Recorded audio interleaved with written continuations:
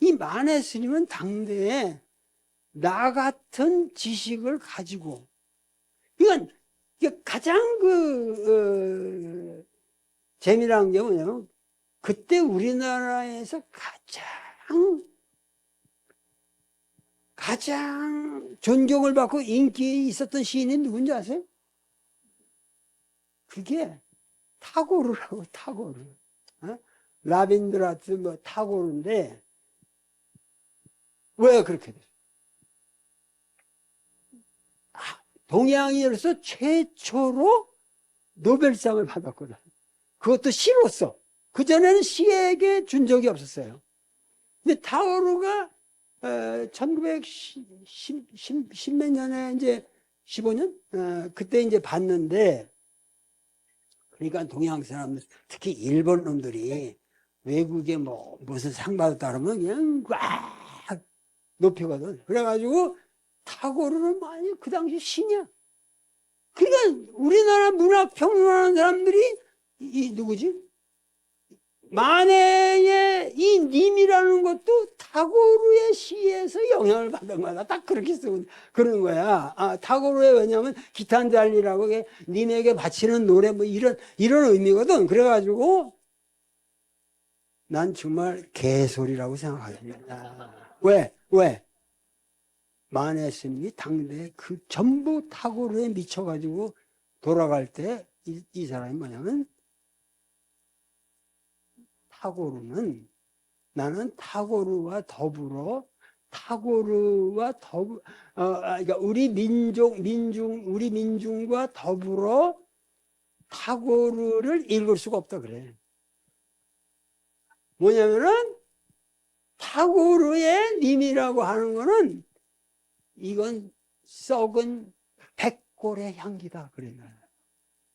이거는 살아있는 님이 아니고 살아있는 그야말로 이게 아니라 이거는 완전히 백골에. 그게 뭐냐면은 지금 여러분들 기독교도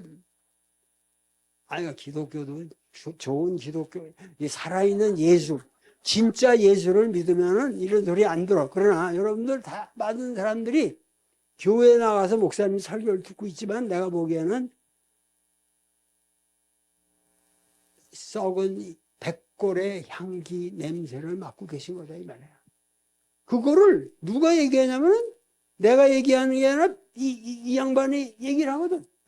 그 만해 선생이 벗이요 나의 벗이요 애인의 무덤 위에 피어있는 꽃처럼 나를 울리는 벗이요 작은 새의 자취도 없는 사막의 밤에 문득 한낮 날처럼 나를 기쁘게 하는 벗이요 그대는 옛 무덤을 깨치고 하늘까지 사모치는 백골의 향기로소이다. 내 타고를 까는 건데 저렇게 고상하게 깐다고. 나처럼 까지 않고 만해 스님은 대접을 다 해주는 듯하면서 알고 보면 너 개똥이다 이런. 그거 가지고 노벨상 받았다고 그래서 우리 민족과 내가 당신을 찬양하라 그런 거 난 없다. 그러니까 이 만해라는 사람이 가지고 있는 프라이드. 근데 이 프라이드는 무슨 똥고집에서 나오는 게 아니라는 얘기지. 이 프라이드는 뭐냐면 진정으로 학문이 뭔 줄 알고 시가 뭔 줄 알고 문학이 뭔 줄 알고 역사가 뭐 어떻게 돼야 되는지를 알기 때문에 하는 소리요. 이 양반은. 그래가지고 시간이 어떻게 되나? 네? 45분? 45분 남았다고? 나 안경도 안 보이는데? 그런데 하여튼 이 꽂아. 아니 이걸 꽂아도 이거지. 지워 그러면.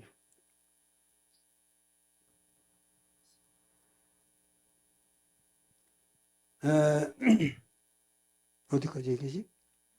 응? 타고르 개똥이다. 그런데 나는 정말 이 만해 한용운 스님을 이렇게 만나면서 우리가 이 만해 스님을 여러분들 만나시면은 진짜 첫째로는 우리 민족이 얼마나 위대한 민족인가 하는 것을 알 수가 있고, 그 다음에 인간이 살아가는 지조가 무엇인가, 그리고 내가 인생에서 어떻게 투쟁을 해야 되느냐, 뭐 여러 가지를 이 양반은 우리에게 가르쳐 줍니다. 이 양반의 생애를 보면서. 그런데 저는 이제 만해를 여러분들한테 얘기하는 방식이 벌써 여러분들 충분히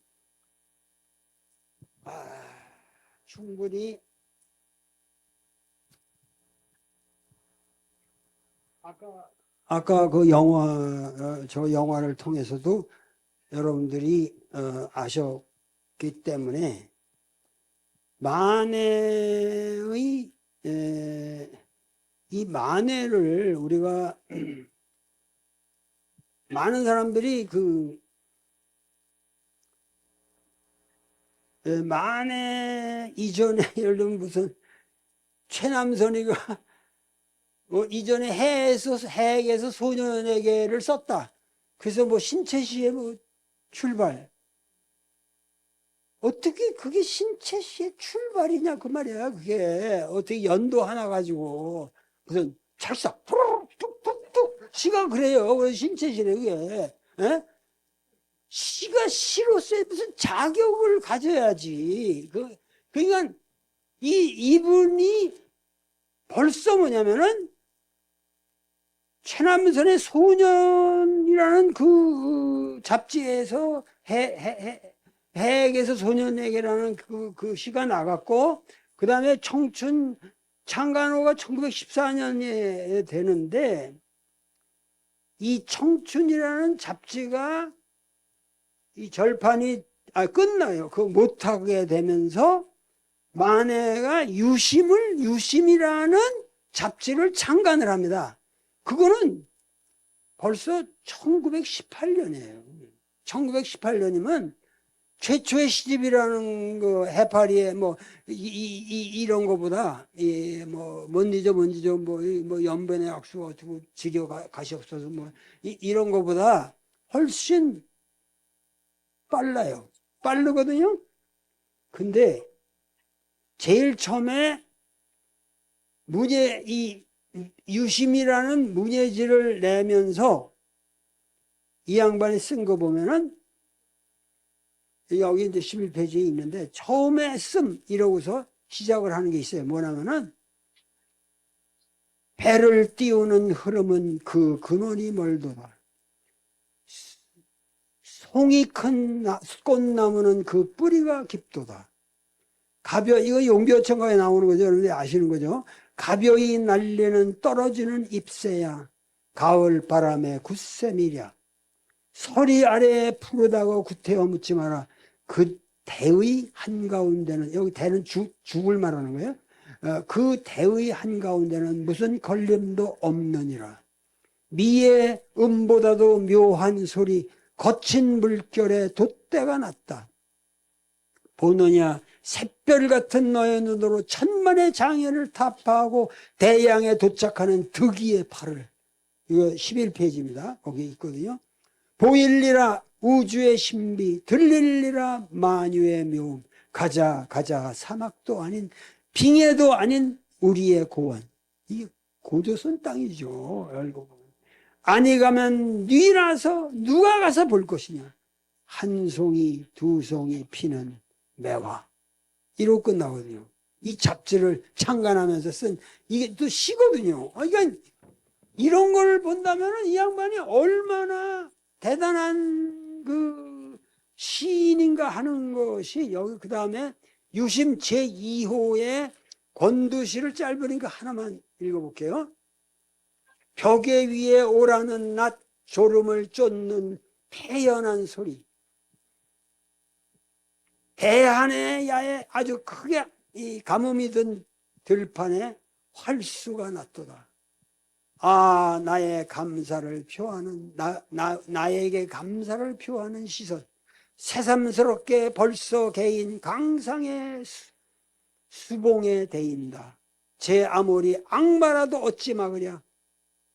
초토의 중에서도 금석을 뚫을 듯한 진 생명을 가졌던 그 풀의 발현을 사랑스럽다. 귀에 불어도 마의 이로도 어쩌지 못할 아로도 이빨로도 마의 이빨로도 어쩌지 못할 일경초의 생명. 근데 이렇게 이 양반이 벌써 이 1920년도 이전에 이 양반이 쓴 시들이 일단이 여기 나타나는데, 하여튼 이걸 어떻게 지만 여기 지금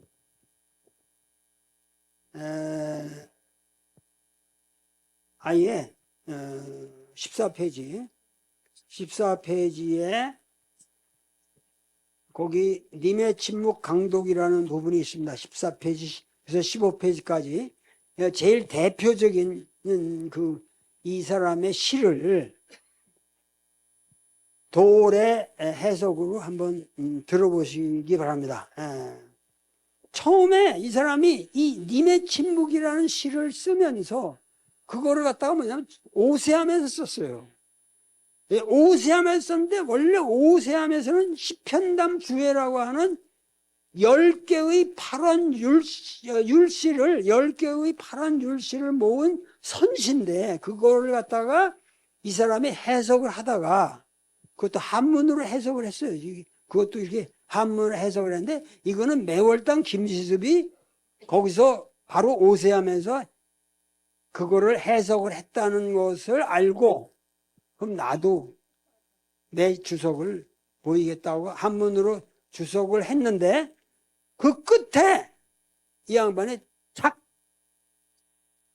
좀 발심이 된 거야. 야, 이왕이면 뭐 요새 시집이 뭐 나오고 그러는데 내 한글시로 쓰지, 내가 왜 한시를 갖다가 이렇게 한문으로 꼭 써야 되느냐. 그래서 한글로 이 시를 쓴 거예요. 그러니까 지금 이 님의 침묵이라는 시는 여기 오세함에서 그냥 갑자기 발심을 한 거예요.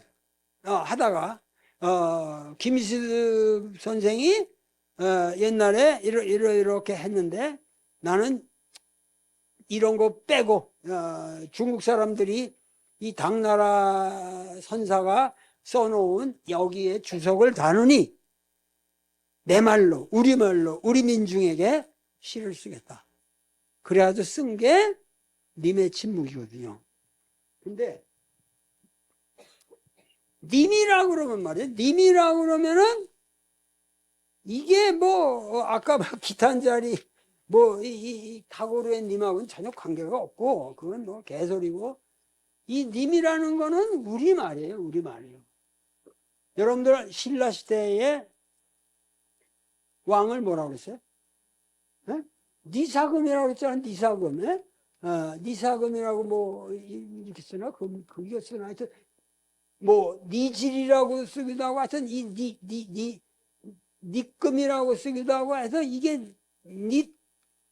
님이라고 하는 거는 가장 왕을 우리가 지칭하는 말 같은 개념으로 쓰는 말이에요. 그래서 님이라는 거는 신라 시대 때부터 있던 말이에요.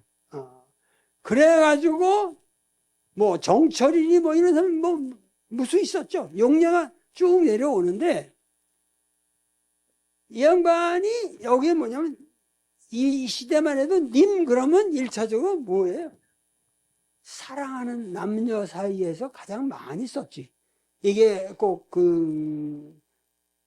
이 상하 관계가 아니라도 사랑하는 평등한 관계에서 많이 썼는데, 이 님에 대한 얘기를 많은 사람들이 그냥 내가 님의 침묵 그러니까 사랑하는 님이 내가 꼬시는데도 침묵하고 있다. 이런 걸로 오해할 수가 있다. 그래서 제일 처음에 뭐냐면은 여기에 대해서 시에 대해서 내가 독자들이 판단하기 전에 그 얘기를 하는 거는 좀 미안한 일이 있나 이거를 사람들이 잘못 해석할까봐 나의 본래 뜻은 이런 것이다 하고 앞에 쓴 서문이 있어요. 이 님의 침묵에 그거를 뭐라고 그러냐면은 군더더기 말 이런 의미로 군말이라고 썼습니다. 서문을. 멋있잖아요. 자기가 해설을 쓰는데 이건 하지 않아도 되는 독자들에게 판단에 맡겨야 되는 건데 내가 이 군더더기를 여기 붙여놓습니다 하고 쓴 게 이 천하의 명문이에요. 천하의 명문이에요.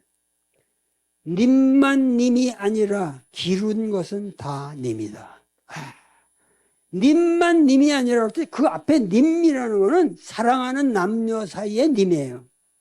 그 님만 님이 아니라 네가 그리워하는 것, 기룬 것은 기루다라는 의미가 그리워하다 그런 의미예요. 옛말이거든요. 기룬 것은 네가 그리워하는 것은 다 님이다.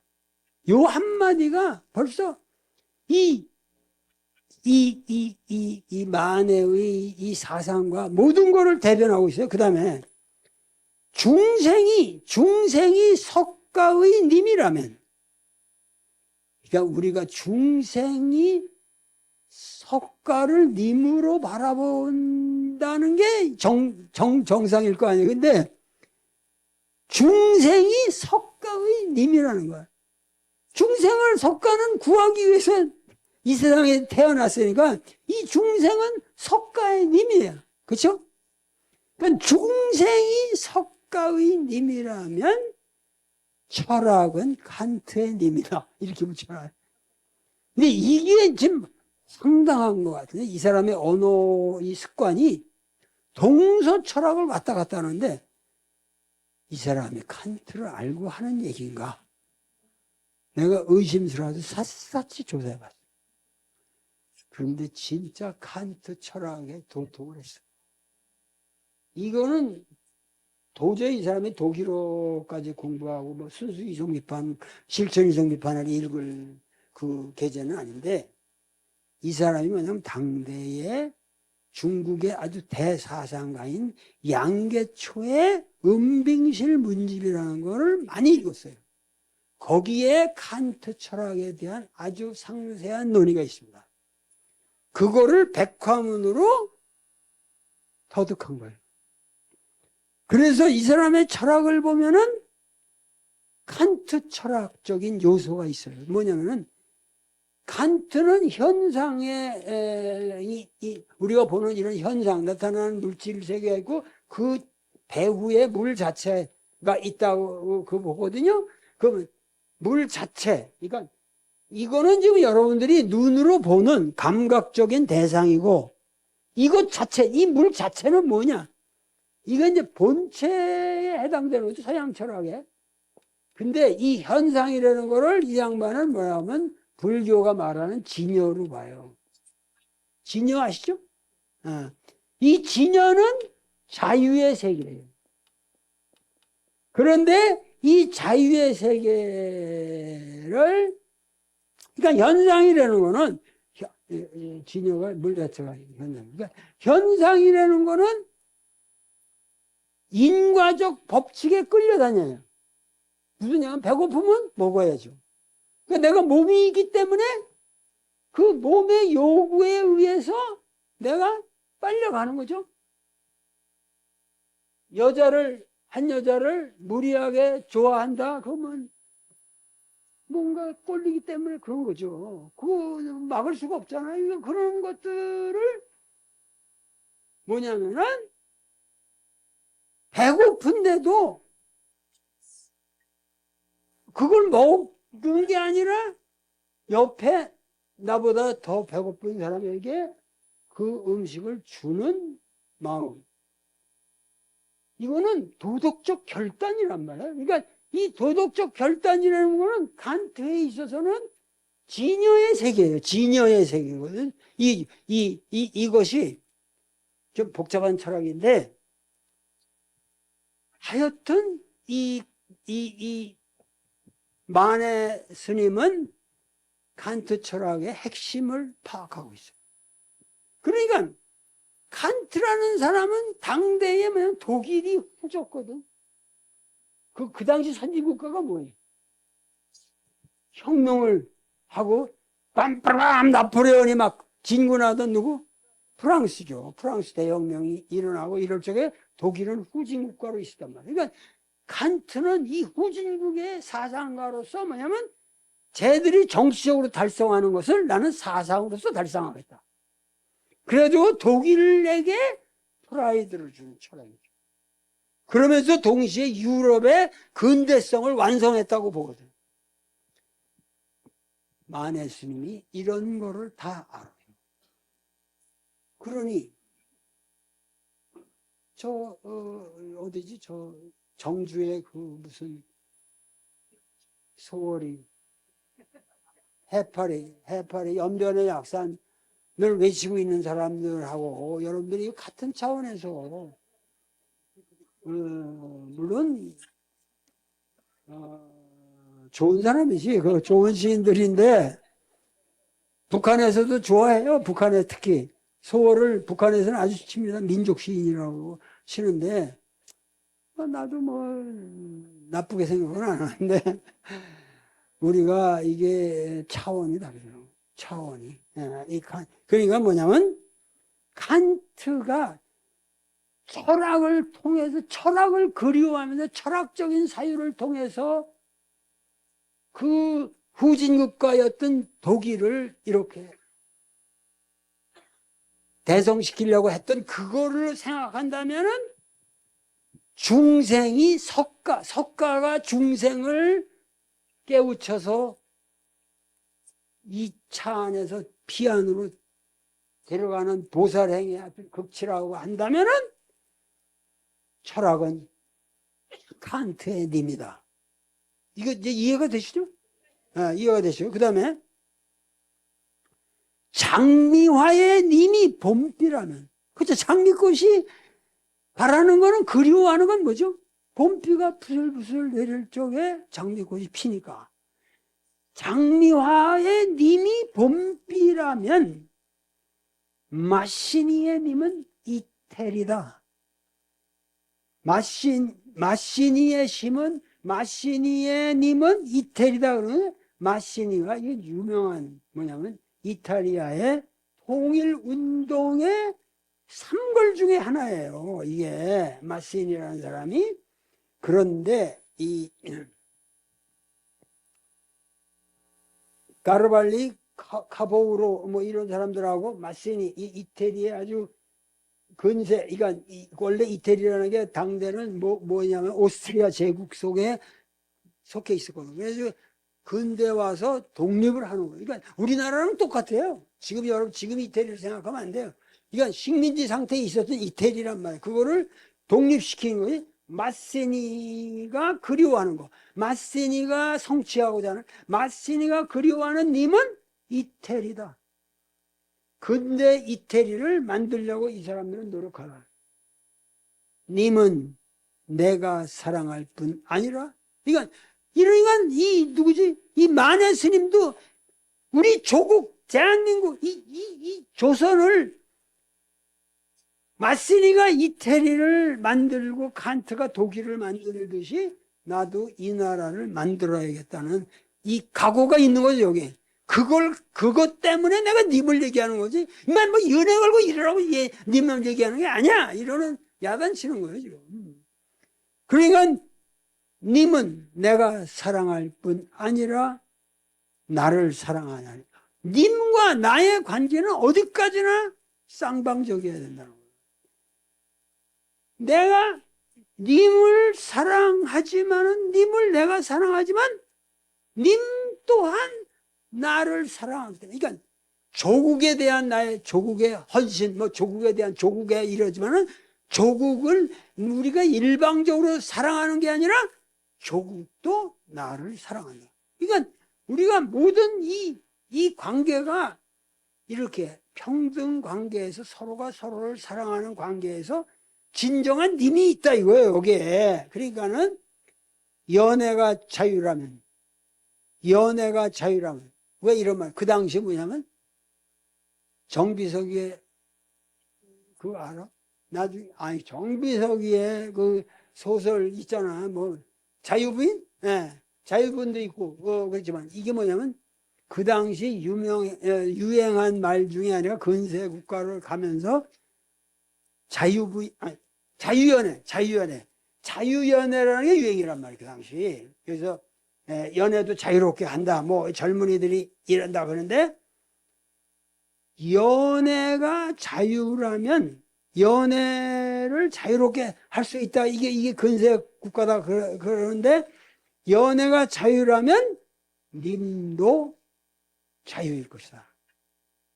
그러니까 님 또한 너의 자유에 이용당하는 님이 아니라 님 또한 자유롭게 너를 사랑할 것이다. 그거예요. 그러니까 자유연애가 이 사람은 좋다는 게 아니에요. 여기 이렇게 보면은 자유 얘기하면서 그러나 너희는 이름 좋은 자유에 알뜰한 구속을 받지 않더냐? 이게 무슨 의미예요? 이 만해의 시는 말이죠. 여러분들이 읽을 때마다 뜻이 또 애매해져. 뜻이 애매해지는데 결국은 아주 명료한 뜻이 있어요.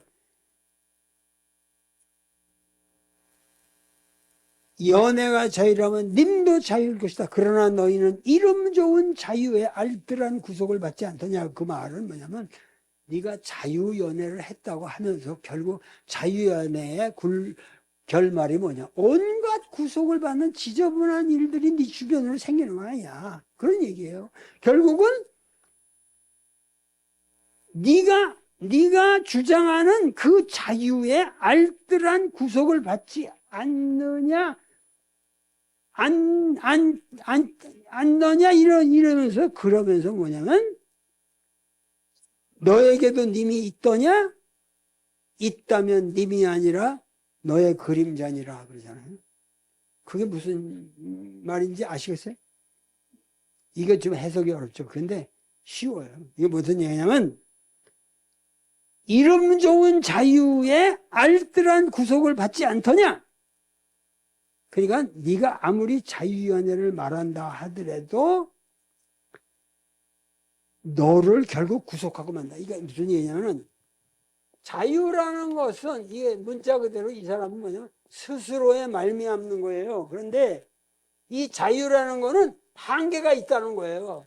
왜 내가 한 여자를 자유롭게 사랑한다 이게 말이 안 되죠. 이게 그 여자가 왜 그렇게 자유연애 당해야 됩니까? 그러니까 이거는 뭐냐면 자유라는 건 어디까지나 한계를 갖고 여기서 또 이 사람의 A가 자유롭다면 B도 자유로워야죠.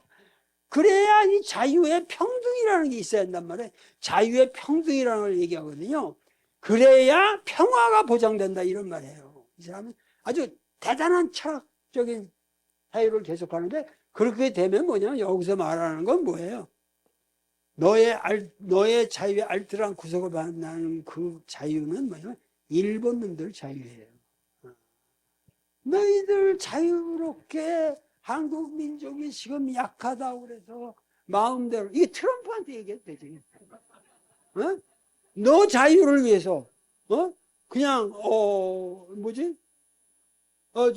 노벨상 위원회까지 겁줘가면서 니들 나 노벨상 안 주면 죽어?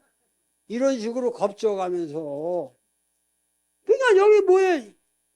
이름 좋은 자유의 알뜰한 구속을 받 그건 결국은 트럼프에게 구속으로 가는 거예요. 그게 일본인들도 결국 구속을 가는. 그러니까 이 사람이 님이 친북을 보면은 이런 것들을 문학 평론하는 사람들이 정확하게 해석을 못해요. 역사라든가 이 사람의 이 모든 사상을 통관해야지 이게 보이는데, 그러니까 너에게도 님이 있더냐? 일본 놈들한테 얘기하는 거. 물론 한국 사람 뭐 친일분자니 뭐 여러 가지도 가능하고 한국 사람 보통 사람에게도 얘기할 수 있겠지만, 여기 보면 너에게도 님이 있더냐? 있다면 님이 아니라 너의 그림자니라. 너의 님은 그건 엉터리라고 해요. 그건 너의 그림자다. 일본 놈들이, 지금 미국 놈들이 우리한테 삥을 뜯어? 3,500억을 생으로 내놓으래. 3,500달러를, 그거를 500억 달러를, 우리가 4천억밖에 안 갖고 있다는데, 그거 주면은 내일부터 IMF 들어가야 돼요. 그럼 그 김영삼 시대 기억나시죠? 그 멀쩡하게 우리 힘으로 해놓고, 그러고 나서 뭐 군대가 어쩌고 저쩌고 그러면 나가? 니들 왜 군대가 이 땅에 있어? 우리 필요 없어 하고 말할 수 있어야 돼. 우리는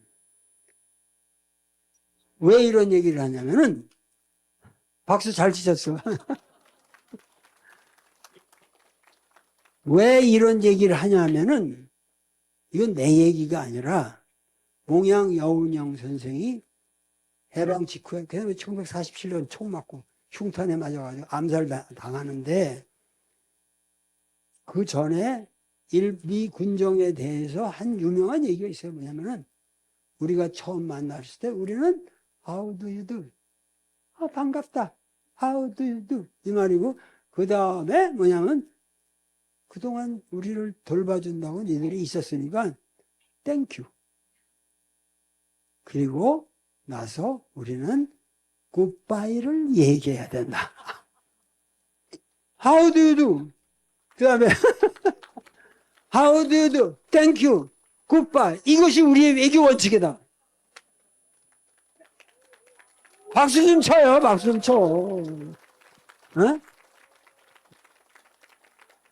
이런 말 한다고 그래서 내가 이건 여운형 선생의 말씀이니까 내가 얘기했다고 그러지 마요. 그러니까, 이렇게 이게 좀 굿바이를 해야 될 땐 굿바이를 해야지. 그리고 그것뿐 아니에요. 해월 선생한테 물었거든. 당신 개벽 사상, 개벽된 세상에 오리라는데 과연 개벽은 언제 오릴까? 하고 제자가 물어요. 거기에 유명한 얘기가 있잖아요. 모든 산이 검은 머리, 그러니까 모든 산이 검게 될 때, 또 뭐가 있지? 그리고 제일 마지막에 하는 말이 뭐냐면, 만국의 병화가 이 땅을 휩쓸고 지나갈 때 우리는 개벽이 되리라 그랬어요. 그러니까는 미군이 철수해야만이 우리가 개벽이 되는 거예요. 그러나 간단하진 않아요. 이게 간단한 문제가 내가 이렇게 쉽게 얘기할 수 있는 게 아니라, 우리 정치를 하는 사람들도 그냥 기업을 하는 사람도 모든 게 얽혀 있기 때문에 한마디로 얘기할 수는 없어요. 내가 그렇게 신중하지 않은 사람이 아니에요. 그런데 단지 뭐냐면은, 오히려 정치를 하려고 하는 사람들보다 민중이 정신을 차려서 이러한 얘기를 할 줄 알아야 우리 민족이 어드밴스, 선진국이 된다는 거예요. 그러니까 이 만해 한영훈을 읽으면 나는 이것이 만해 한영훈의 얘기가 아니라 우리 당면한 모든 문제를 얘기하고 있다고 이러니. 그러면서 그거는 너에게 님이 있냐? 님이 있다면 그것은 님이 아니라 너의 그림자니라. 그리고 야단을 치고 난 다음에 딱 하시는 말씀이, 나는 해저무는 벌판에서 돌아가는 길을 잃고 헤매는 어린 양이 기루어서 이 시를 쓴다. 이건 마태복음에 나오는 서양 얘기 아니에요. 이 스님이 이 성경을 다 통달했다는 얘기예요. 이 자리에 딱 쓰시는 거예요. 그러니까는 그 어린 양이 기루어서, 그러니까 99마리 양보다 한 마리의 이 기르는 양을 찾아서 애타게 하잖아. 난 맨날 이 책상에서 뭐 하다가 동전 하나 똑 떨어지면 그거 안 주워도 그만인데 그거 꼭 죽거든. 똑같이 우리가 어린 양이 기루어서 이 시를 쓴다. 그러면서 님의 침묵이 딱 나오는 거예요. 님은 같습니다. 아, 사랑하는 나의 님은 같습니다. 할 때 이 님은 조국이에요. 간단한 거예요. 이게 앞에서 군말과 연속된, 이건 이 양반이 한 달에 씁니다. 이 88편의 시가 한 큐를 쓴 거예요. 오세암에서. 한 달 만에. 예? 그 전후의 모든 상황은 내가 충분히 얘기할 수 있지만 지금 시간이 없으니까. 그러면서 한 말이 푸른 15분 푸른 산빛을 깨치고 단풍나무 숲을 향하여 난 여기 이 사람이 쓰는 말 중에 적은이라는 건 다 작은이에요. 요새 말 작은. 향하여 난 작은 길을 걸어서 참어 떨치고 갔습니다. 이게 무슨냐면은 푸른 산빛, 그 다음에 단풍나무 숲을 향하여 난 작은 길이라는 거면 푸른 산빛은 봄이잖아요, 이거는. 그죠? 봄의 생성의 기운, 이 생명의 기운이야. 푸른 산빛을 깨치고 단풍나무 숲을 향하여 난 작은 길을 걸어서. 이게 뭐야? 단풍나무 숲이라는 거는 가을이고 겨울이고 죽음이라고, 이거는. 그죠? 모든 게 떨어지고 그냥 쓸쓸하고 적막한. 그러니까 푸른 산빛을 깨치고라고 하는 건 푸른 생명의 그거를 다 마다하고 단풍나무 숲을 향하여 난 작은 길을 걸어서 참아 떨치고 갔습니다는 건 붙잡는데 이거 가기 싫지만 참아 가야 돼 하면서 갔다는 거예요. 이게 조선의 멸망이죠. 아시겠습니까? 조선이 1910년에 이 나라가 일제에게 합병하는 모습을 이렇게 표현했어요. 이게 도대체 이 시의 깊이를, 그러면서 하는 말이 뭐냐면은 황금의 꽃같이 굳고 빛나던 옛 맹서는 차디찬 티끌이 되어 한숨의 미풍에 날아갔습니다. 그러니까 황금의 꽃이라는 거는 이거 그야말로 찬란한 문명의 성취. 우린 신라시대부터 그냥 그 금관을 만들고 뭐 이 금이 번쩍번쩍하는 나라인데 이 황금의 꽃같이 굳고 빛나던 옛 맹서, 이건 뭐예요? 하나의 우리 문명의 그 찬란한 성취를 토탈하게 이게 압축해서 말한 거예요. 황금의 꽃같이 굳고 빛나던 옛 맹세는 갑자기 나라를 잃게 되면서 뭐죠? 님이 사라지게 되면서 차디찬 티끌이 되어 한숨만 나오는 국제관계에서 부는 그 바람에 미풍에 날아가 버리고 말았습니다. 그러니까 우리 민족은 이렇게 당했다는 거예요. 이게 이해가 되시죠? 내 해설이 가장 정확한 해설이에요. 이걸 전부 이상하게 뭐 문학평론하는 사람이 무슨 그 로만스는 뭐 어쩌고 저쩌고 그러는데 이건 로만스하고 관계없는 거예요, 이거는. 날카로운 첫 키스의 추억은 나의 운명의 지침을 돌려놓고 뒷걸음 쳐서 사라졌습니다. 죽여주는군요. 날카로운 첫 키스의 추억이라는 게 뭐예요, 이게? 날카로운 첫 키스, 키스는 무슨 면도날처럼 날카로우면 안 되지. 혓바닥 잘라질 거 아니야. 어? 이 달콤하고 부드럽고 하는데 이 키스라는 말 자체가 여기 이렇게 따옴표 있어요. 이 만의 시대만 해도 키스라는 말을 안 썼어요. 별로 일반인들이 이건 시에다 쓰. 이게 파격적인 언어예요. 우리 동양인에게 있어서 키스는 뭐야? 키스는 성적 기관이 아니지 먹는 거지 이건.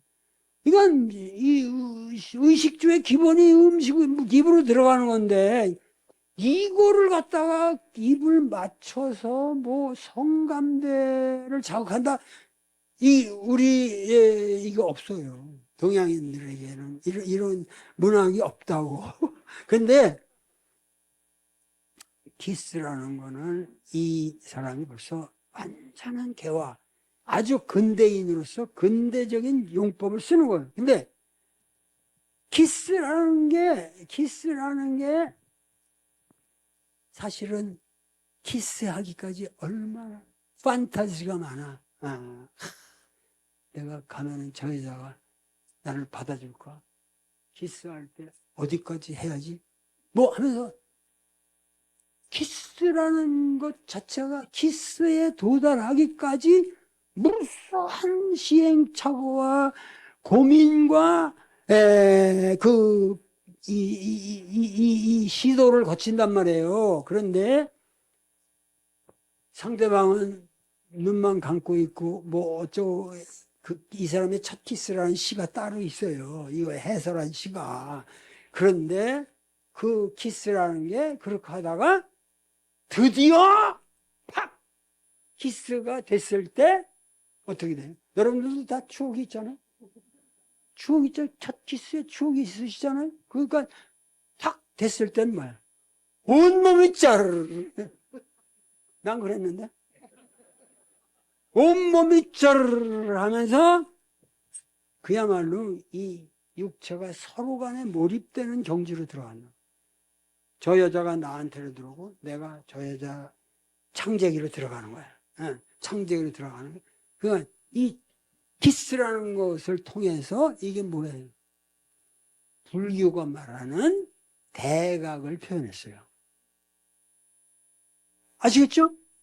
결국은 판타지로 있던 것이 탁 대각을 하는 순간에 그야말로 모든 것이 관통해버리는 그러한 체험을 하게 된다는 거예요. 그런데 여기 첫 키스의 추억, 날카로운 첫 키스의 추억인 여기서 무엇이었을까요? 이게 바로 3일 만세 운동입니다.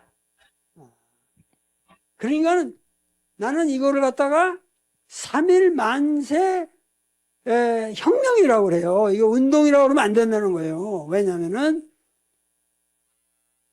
그 중국에서도 우리 3일 운동을 본받아가지고 오사혁명이 일어나고 인도에서 깐디가 암리차르 대학살 이후에 사티아그라하라는 운동을 전개하거든요. 그런데 중국에서도 부산연이랑 후스니엔 내가 댕긴 대만대학교 총장님이기도 하고 북경대학 총장을 했던 분인데 그 양반이 쓴 유명한 대한민국이 아니죠. 그때는 조선의 저 3.1 운동은 운동이 아니라 혁명이다. 그 혁명인 이유가 뭐냐?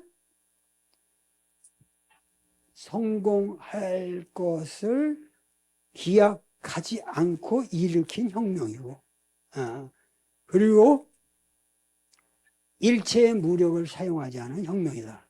이거는 어떻게 일순간에, 우리 중국에도 이게 이런데, 어떻게 일순간에 전 국민이 일시에 그 당시에 라디오도 없고 신문도 없을 때 그렇게 일어날 수가 있느냐.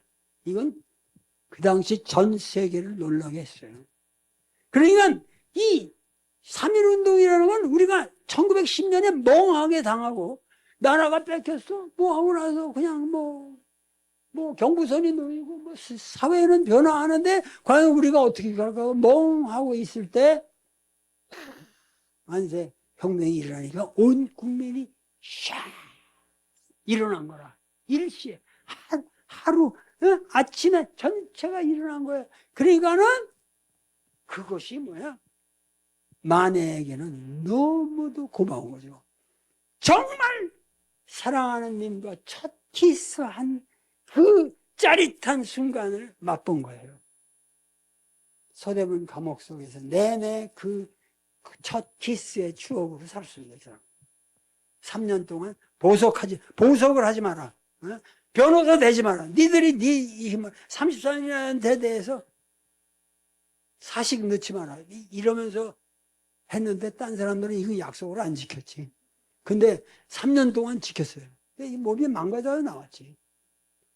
나와서 이걸 쓴 거예요, 이게. 님의 이 침묵이라는 이게 그러고 나와서 쓴 거라니까. 못 잊어. 생각이 나겠죠. 이런 수준이 아니라니까, 이게 지금. 그런 수준이 아니라니까. 이거 여러분들이 이걸 잘 아셔야 된다는 거예요. 그러니까는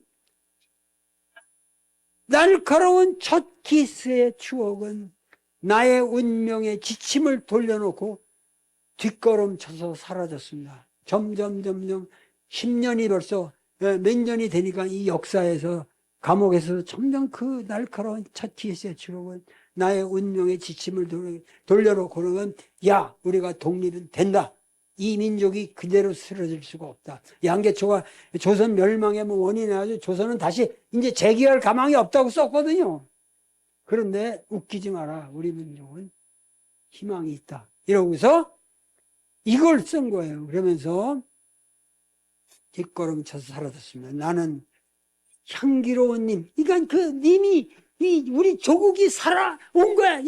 살아온 거야. 그러니까 나는 향기로운 님의 말소리에 귀먹고 꽃다운 님의 얼굴에 눈멀었습니다. 결혼하기 전에 어떤 여자 사랑하고 뭐 남자를 사랑하실 때 이렇잖아요. 눈멀고 귀가 멀잖아요. 네? 그렇죠? 네.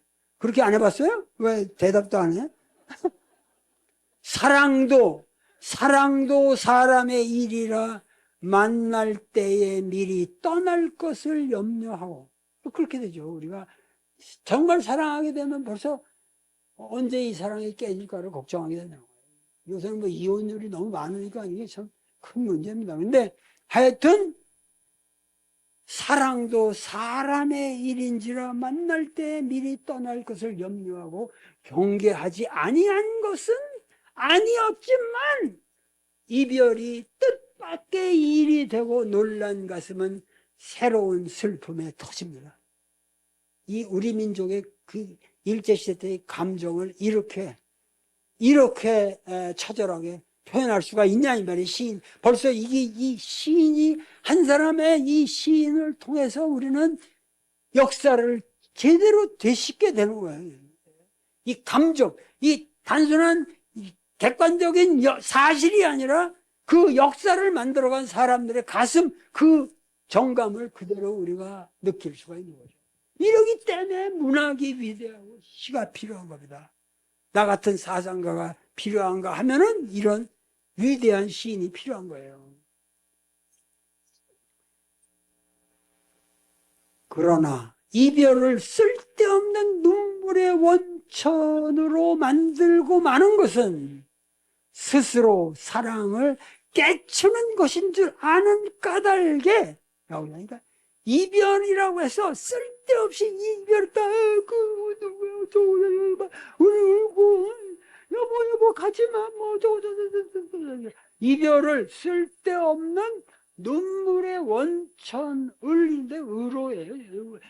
원천으로 만들고 마는 것은 스스로 사랑을 깨치는 것인 줄 아는 까닭에 그 다음에 뭐라 하냐면 걷잡을 수 없는 슬픔의 힘을 옮겨서 새 희망의 정수박이에 들어보십니다. 그러니까 그 슬픔의 눈물만 흘리고 있을 때가 아니라 우리가 이제는 그러니까 조선의 멸망은 조선의 책임이라고 그랬어요. 이 사람이 그 감옥에 쓴 게 있어요. 감옥에. 조선의 멸망은 조선의 책임이다. 그런데 우리가 이 조선은 아주 거기에 아주 확고한 단안을 내는데 이건 절대 망할 수가 없다. 망하지 않는다. 뭐 이런 어떤 장쾌한 논설이 있는데 내가 그거 지금 다 생각이 안 나네. 근데 여기 말하면 그 눈물의 원천으로 만들면 안 되는 건 이거 그러기 때문에 그 걷잡을 수 없는 슬픔의 힘, 그러니까 슬퍼한다는 그 절망도 에너지가 필요한 거예요. 그렇잖아요? 우리가 슬퍼한다는 것 같아 에너지가 필요한 거예요. 그 에너지를 슬픔의 힘을 옮겨서 희망의 정수로에 들어보다. 여기 여러분들 이렇게 애들 보면 숨골 여기 정수박이잖아요. 그러니까 여기 숨골이라는 게 생명의 근원이라고 생각한 거죠. 근데 그 슬픔을 여기다 들어부었다 이거야. 들어부었다. 슬픔을 단순한 슬픔으로 소비하는 것이 아니라 새로운 창조, 새로운 생명으로. 그러면서 뭐냐면 조선의 독립은 오로지 민중의 힘으로만 성취된다 그랬어요. 민중이 앞으로 분명히 승리할 것이다 라는 얘기를 이 사람이 하고 있어요. 그러면서 여기 뭐라고 그랬냐면은 우리가 만날 때 떠날 것을 염려하는 것과 같이 떠날 때 다시 만날 것을 믿습니다. 님은 갔지만은 나는 님을 보내지 아니하였습니다. 제 곡조를 못 이기는 사랑의 노래는 제곡조를 못 이기는 사랑의 노래라는 표현이 얼마나 멋있어요. 그러니까 뭐냐, 사람이 소프라노가 막 아름다운 금강산 노래를 부르다가 그 곡조에 그 슬픔에 못 이겨가지고 막 눈물을 흘리고 그런다고 그러면 야 누구지 조수미가 사랑의 여보에 그 곡조에 제 곡조를 못 이기는 사랑의 노래는 이렇게 그 감정이 북받치는 사랑의 노래는 님의 침묵을 휩싸고 돕니다. 이 님의 침묵이 뭐겠어요? 이 땅에 지금 숨어받고 있는 민중의 침묵입니다. 거기에 이 땅에 님이 있다는 거예요. 이게 님의 침묵이라는 시입니다.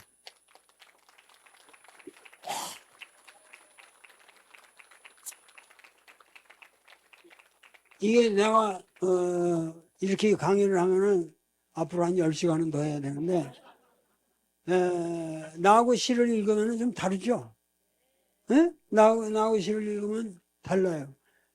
왜냐면 내가 이거를 체화해서 완벽하게 이해된 거를 나는 여러분들한테 강의를 하니까 근데 보통 아카데미즘은 이렇지를 못하다 이 말이에요. 그러니까 그러면은 왜 내가 이거를 이렇게 했는지 여기 쭉 이렇게 했는데 이거는 많은 사람들이 만해가 오세암에서 이 생각 저 생각 하다가 막 이렇게 해가지고 편집한 거라는데 전혀 그렇지 않아요. 이걸 내가 여기서 쭉 1, 2, 3, 4대로 이 순서대로 여기다 여러분들에게 이해는 가시기 어렵지만은 이 순서대로 한 거는 뭐냐면 만해가 이걸 순서대로 그대로 썼어요. 그러면 이거를 쭉 그대로 읽으면은 그 만해의 숨결과 그 생각의 흐름을 그대로 알 수가 있어요. 그거를 내가 오늘 해드리려고 20번까지 써왔는데 지금 1번밖에 못했지. 그런데 하나만 더 하죠. 하나가 짧으니까. 여기 끝내기 아깝잖아. 그지? 하나만 더 해. 그러니까 여기서 님의 침묵인데 이제는 결국은 님의 침묵 속에서는 이별했다가 다시 만나지는 못했어요. 그런데 이 이별이라고 하는 거 결국 님과 우리가 이별했다고 하는 것 자체가 이 양반은 그 불교 유신론에서 말하기를 우리 민족의 새로운 가능성이라고 했어요. 이 일제가 우리가 일방적으로 압제만 당하고 있는 것이 아니라 우리 민족은 지금 이 순간을 통해서 위대한 민족으로 다시 태어나고 있다. 그 압제의 사슬을 끊고 새로운 미래를 창조할 것이다. 이런 말을 벌써 했어요. 조선불교유신론에서. 그런데 오늘날에 사실은 K컬처론이 전 세계에 그 모든 사람이 한국을 사랑하는 이유가 바로 그걸 다 예언하신 거죠. 그래서 내가 이분을 존경하는 거예요. 그래서 하는 말이 뭐냐면 이별은 슬프고 그냥 헤어졌다는 것에 의미가 있는 게 아니라 그것은 아름다움의 창조라는 거예요.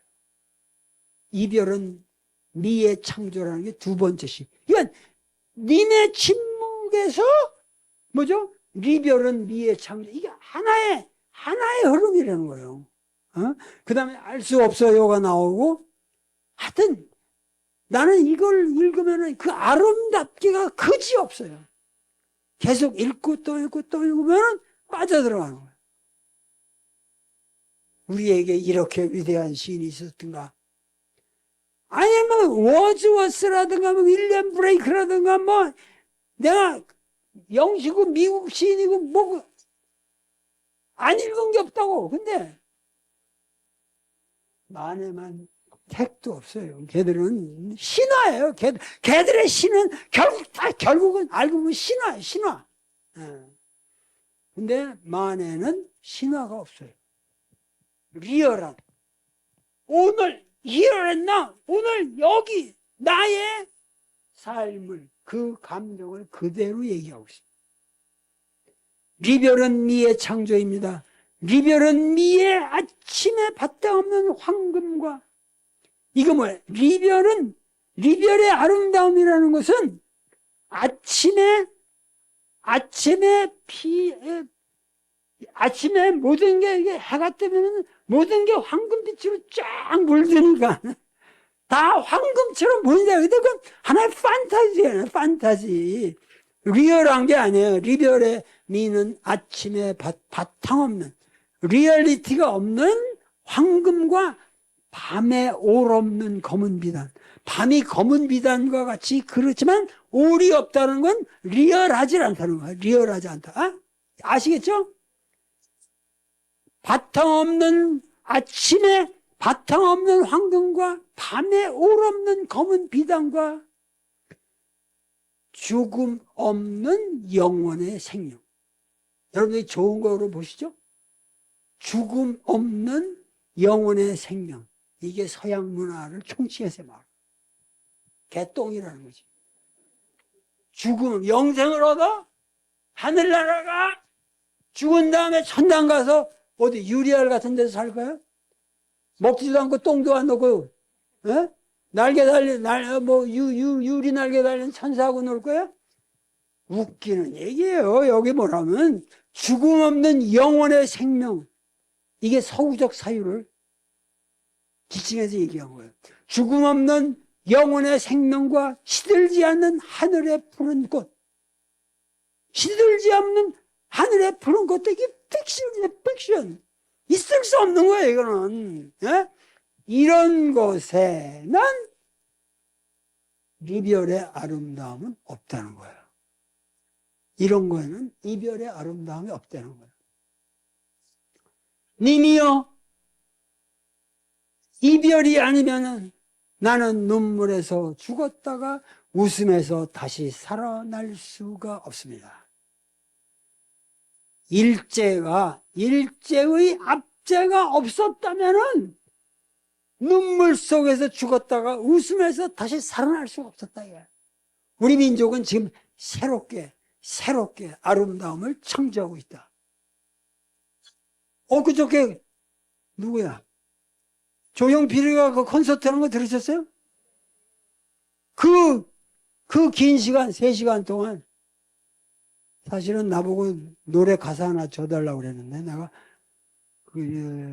좀 실력이 안 돼가지고 하나 줬는데 마음에 안 든다고 그래서 근데 언제가 죽기 전에 다시 한번 하려고 그래. 근데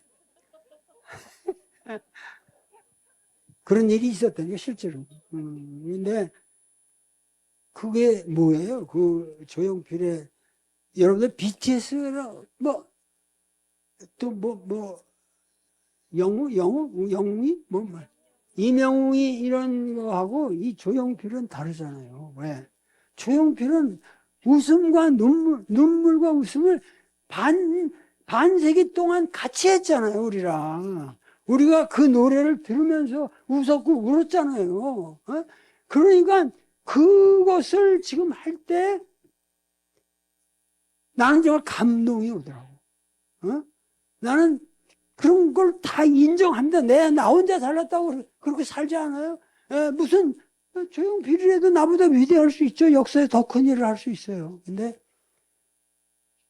그날 콘서트는 위대했어요. 전 국민이 다 모여가지고 그렇게 위대한 콘서트를 할 수 있는 나라, 이게 대한민국입니다. 자, 그래서 리별이 아니면 실제로 리별을 해보지 않았으면 눈물에서 죽었다가 웃으면서 다시 살아날 수가 없습니다. 오, 이별이요. 미는 이별의 창조입니다. 멋있잖아요? 에? 여기서 끝냅시다. 정말 여러분들이 아셔야 될 것은, 오늘 내가 강의를 이렇게 유창하게 못했는데 내가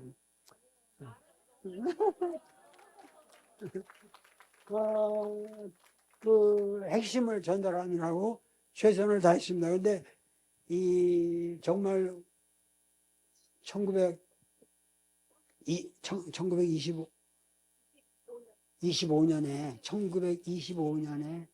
지금으로부터 100년 전에 이런 작품이 우리 민족에 쓰여졌다는 거예요. 그리고 노작 홍서영 선생이라는 거, 이런 분들의 시 같은 걸 보면은 못지않아요. 그러니까